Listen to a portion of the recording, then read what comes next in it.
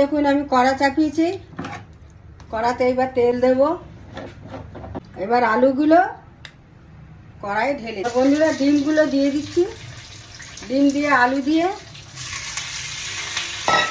দম হবে। ভাজা হয়ে গেছে, নামিয়ে দেবো। বন্ধুরা মশলাটা এবার দিয়ে দেবো তেলের মধ্যে।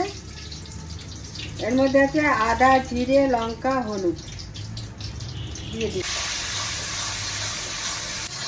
বন্ধুরা মশলাটা আমার কষা হয়ে গেছে, আমি এবার আলু আর ডিম একসঙ্গে দিয়ে দিলাম। আলু ডিমের দম।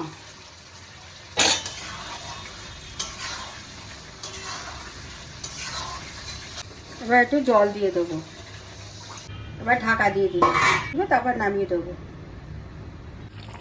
বন্ধুরা দেখুন আমার ডিম আর আলু দম হয়ে গেছে। এই যে